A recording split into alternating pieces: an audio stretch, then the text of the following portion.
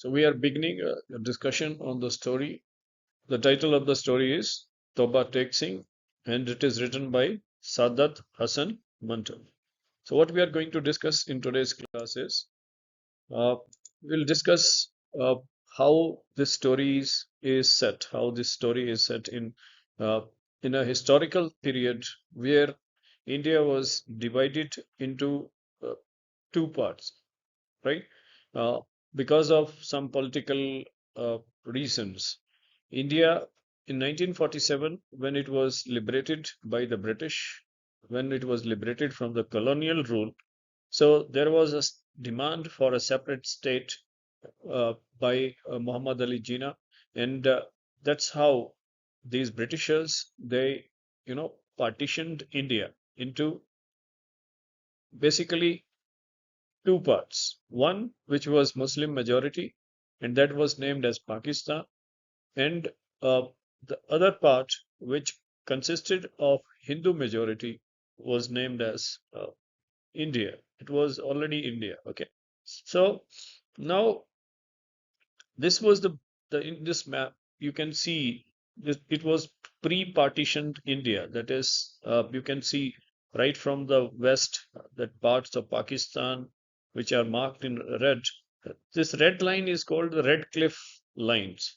Okay, Redcliffe was the man who actually was given this task. Okay, so this Redcliffe line that divides India and Pakistan. So what happened is, till now, every person of every religion, be it Hindu, Muslim, or Sikh, they lived in peaceful cohabitation with each other. They were good neighbors, good friends. Okay, there was no enmity between those people, but this single incident, created a kind of anarchy, a kind of uh, monstrosity in human beings, that they they killed their own neighbors in the name of this religion. Communal violence spread like the wildfire, and it was very difficult for the governments to control it. And somehow there was ethnic cleansing or religious communal violence all around. And all of a sudden, there was a question of identity for those who had to flee, who had to run away for their lives. Otherwise, uh, like in Muslim majority area, like in Pakistan, Hindus and Sikhs were threatened. Their life was threatened, and they had to flee. They had to run for their lives. Many were butchered, killed, and their women and uh, their daughters were raped, and their properties looted and set on fire. So there was utter confusion. It was a period of great gloom and doom. A lot of people they were killed in this process.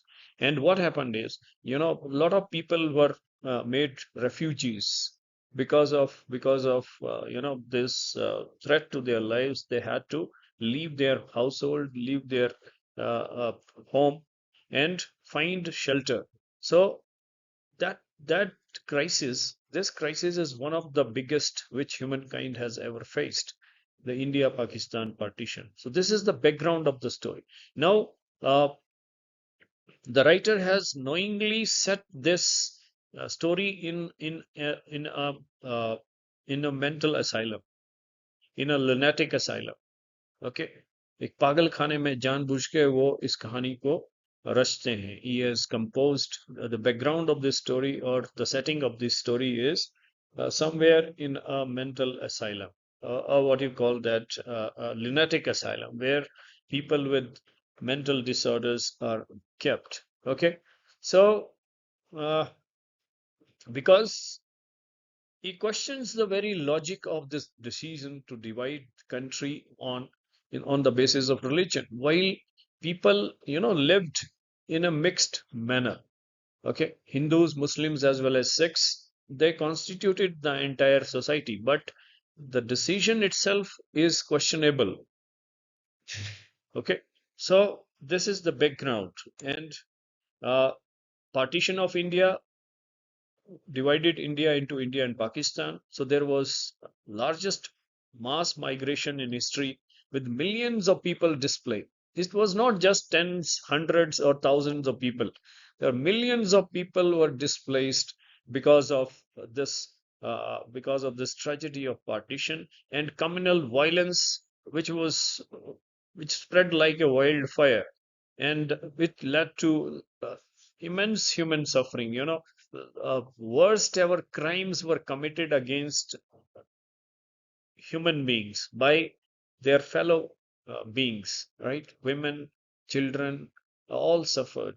And now the story is about a lunatic asylum where, again, the lunatic asylum represents undivided India, where people of all religion, the lunatics from all religion are staying, right? There are Hindus, Muslims, as well as Sikhs. So now, after things had settled down, the governments of both the countries, they decided to exchange the prisoners as well as the lunatics who were put in these asylums, prisoners in the jails, in the prisons, and these lunatics in the lunatic asylum. So a decision was taken that the lunatics also will be exchanged.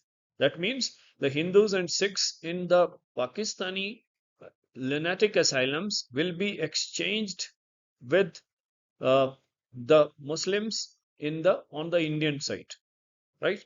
So when this uh, when this news reaches that lunatic asylum, there are very awkward reactions by these lunatics who are staying there. Some of them react in a way that one of them climbs the top of the tree and refuses to come down. Okay, and someone shouts the slogans of Pakistan Zindabad. Someone calls out Hindustan Zindabad.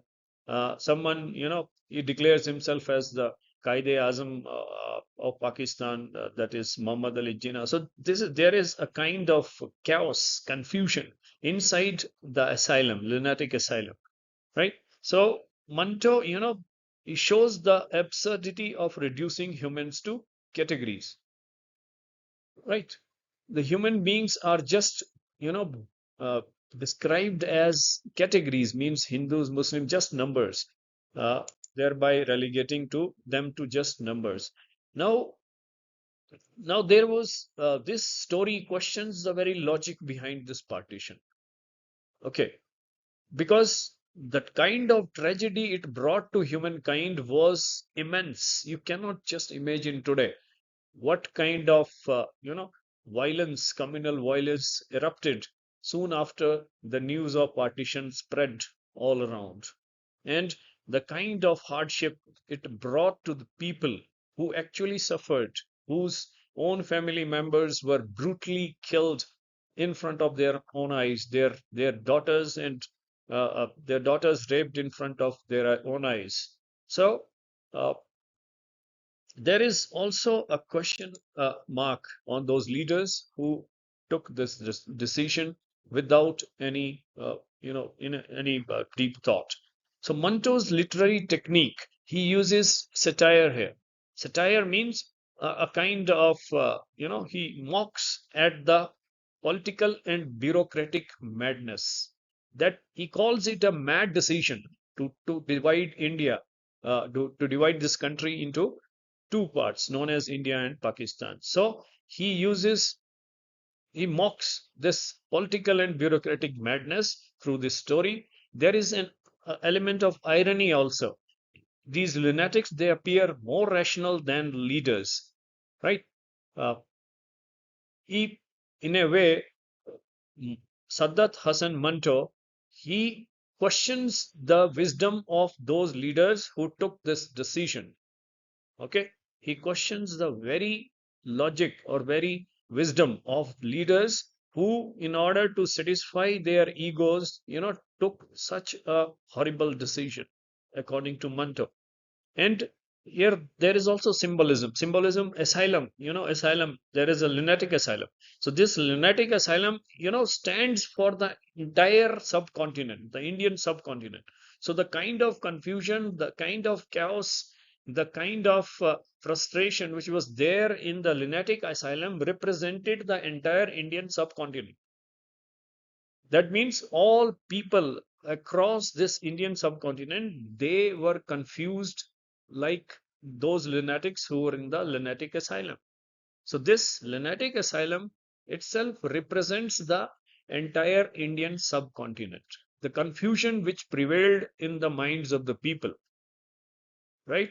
You cannot comprehend the situation right now because you are living in a free country, free India, where everything is now well set. There are international boundaries, there are military strength, we have military strength whereby it protects the boundaries.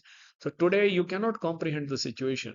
So, but just think of those times when there were no boundaries, all people lived together in the same subcontinent, but all of a sudden a red line was drawn across the map, and people became refugees, people became aliens in their own home, in their own land, and all those people, those with whom they had good relations, friendly relations, they turned enemies, worst enemies of each other, just because of the fact that the other person belonged to some other religion. Okay, so there is symbolism. Bishan Singh, now our main character of this story is Bishan Singh.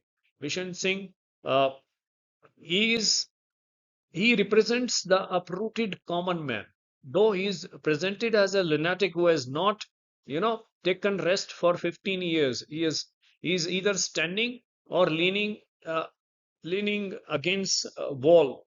Otherwise, he has not, slept, or he has not sat down for the past 15 years. Okay. So the kind of confusion that reigns in the mind of this lunatic Bishan Singh, he keeps on asking a simple question, uh, where is Toba Tek Singh? So that reflects the confusion.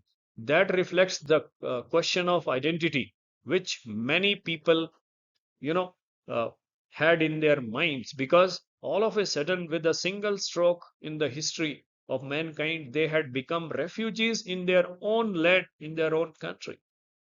Now, in order to save their lives, they had to flee from their homes, from their own land. Okay, but now they were in a place where no one knew them because they were aliens here, they were refugees. So Bishan Singh, represents that uprooted common man.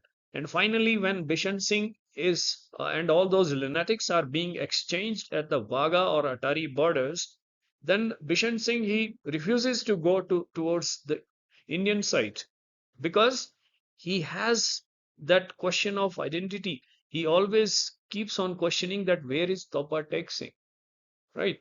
So finally, when he, gets free from the hold of those officials who forcibly, want to send him towards the Indian side, he stands in a place which is no man's land between India and Pakistan.